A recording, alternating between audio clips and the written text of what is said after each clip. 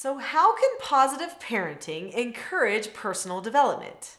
Well, it can. I'm Nicholeen Peck, and I teach parenting and good communication, family relationship development all over the world. And in this video, we're talking about what positive parenting really does for kids.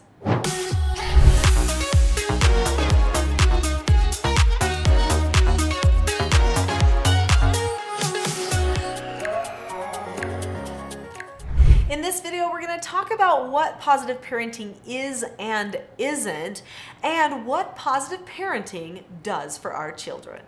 Parents who do positive parenting do not use harsh treatment to handle problematic behavior. Instead, they proactively fill their child's emotional needs by leading them toward positive, productive interactions. So everyone has emotional needs. Children have an emotional need of belonging, and what does positive parenting do? It actually encourages belonging. So if your interactions with your children, whether they are a praise or a correction, lead to a feeling of belonging, then actually you are giving your child a great gift, because one of their emotional needs, one of their basic emotional needs for bonding and belonging is now met. Now, obviously it's not a check-off list. You don't just do positive parenting one day, one afternoon, and then everybody's fine and they've got belonging. But if they know that home is the safest place to make mistakes all of the time, then that gives them a sense of security and belonging for their life. So this is huge. The emotional needs of the child are at the forefront of everybody's mind right now, especially since we have so many children who are doing drastic things to themselves because of emotional excuses.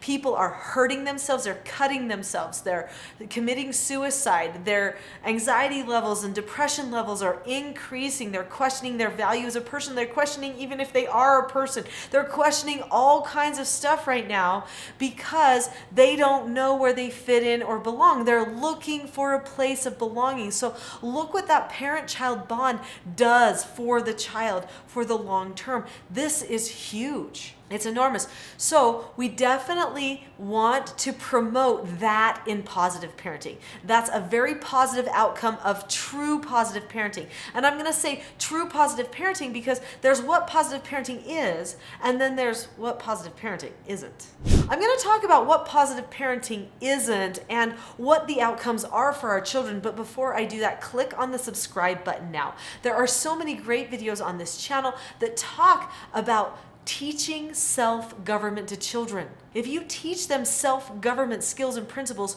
you are giving them the very best positive parenting possible. So click on the subscribe button now, and don't forget that notification bell too.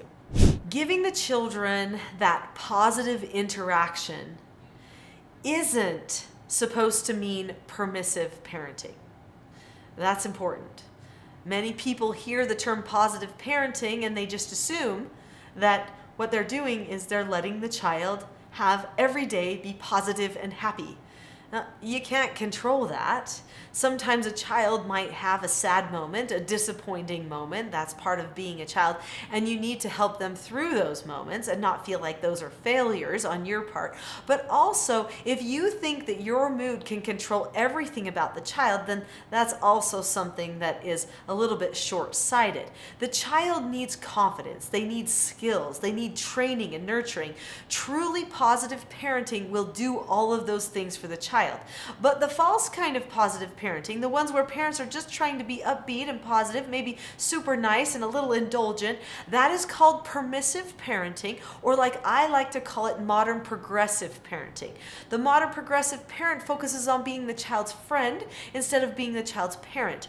Nowhere in definitions of positive parenting does it say that a parent should focus on being a child's friend. That is not what it means to do positive parenting. Positive parenting insinuates you know who you are and you have a plan for what to do. So what is your plan? Hopefully I can help you with that and we can get some better outcomes for your children. So what does good, true, positive parenting do for the child? Well, let's talk about that as we talk about some things that you can set up in your home to help encourage good, positive parenting.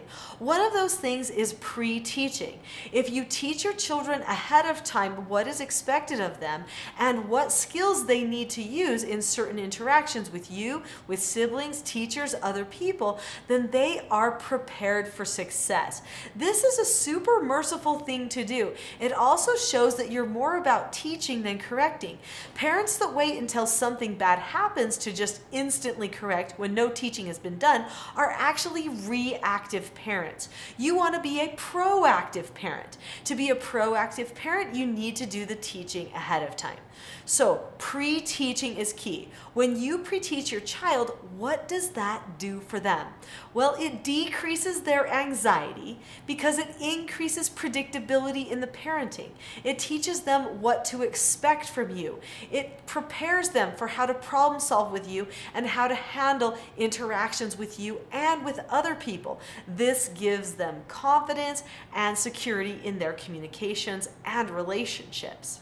Another thing that I teach is good correcting skills. So when we correct the children, it should also be very predictable. Teach your children how you will correct them before you ever actually do an official correction. Teach them what types of negative consequences they will earn. That's right, they earn in a self-governed household. You don't do things to your children. They know the system and they know what they've earned and what privileges they might have even lost because of how the system is set up. Nothing is a surprise to them. They know it ahead of time. They also know exactly the words you'll say when you do a correction or when they're going out of control, how you are going to help them. This also eases their mind. It helps them know that you're not just trying to control them, but you're trying to help them. Then you can focus on your calmness too. Think of how wonderful it is if you have a dialogue that you follow to solve a problem. You don't have to get creative, which decreases your stress and makes it so that you can increase your bonding, your loving, your accepting, your calm communication with them instead. This ends up giving them a stronger identity and attachment to you. When a parent is positive in their corrections, it teaches the child that they aren't a sum total of all the things that they've done wrong, but they are a person who is going in a good direction and who can handle a little bit of misfortune from time to time. Isn't that what it means to be a truly well-adjusted, functioning adult? We need to give that type of emotional security to our children by correcting them consistently all the time. There is a lot of fragility right now in the world. So many young people feeling very fragile, feeling like they can't talk to their parents about things, and if they do, it's going to be a personal attack, that people don't approve of them. This comes from a lot of perfectionism. It also comes because they aren't allowing themselves to have a good bond with their parents. Maybe they created a habit of not bonding well. This type of fragility can lead to a lot of mental health issues. It can also stem from some mental health issues, some external circumstances. There are many reasons why fragility can happen, but it is definitely an epidemic that young people are experiencing this feeling of being fragile, like they can't handle what's going on in life. Some people even saying things like, well, by the time I'm 30, I hope I'm dead, because I don't want to have to take responsibility or handle problems in my life.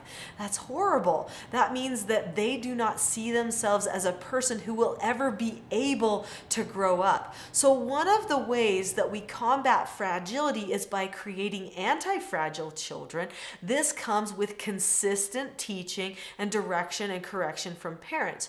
So if it is safe to be corrected in your home, and they do get consistently corrected, then this will combat the fragility epidemic that everyone is facing and lead to children who grow up being anti-fragile or being just fine with being corrected or knowing that they need to adjust something about themselves. think if you were an employer, what type of an employee this would make. If you could bring up to them, oh, hey, we did that before and that was not the right way. We need to adjust that. And they're like, oh, yeah, great. Thanks for bringing that to my attention. They felt no bad feelings about it. There was no office drama, and they just went ahead and made the adjustment. Think of how cool that would be for them. Think of how much success they would find, how much leadership opportunity would end up coming their way because they were that type of person. Anti-fragile people are the ones that lead out. So you want to know how positive parenting, good, true positive parenting affects our children? It turns them into different people in our society. It turns them into leaders. It gives them power that other people don't have because they know that they can accept corrections. Now, remember that positive parenting involves corrections. It involves consistent corrections. When you consistently correct your child in a loving and calm way, you will find greater success. Your child will actually feel like it was a pleasure to be raised in your home instead of something they had to get through.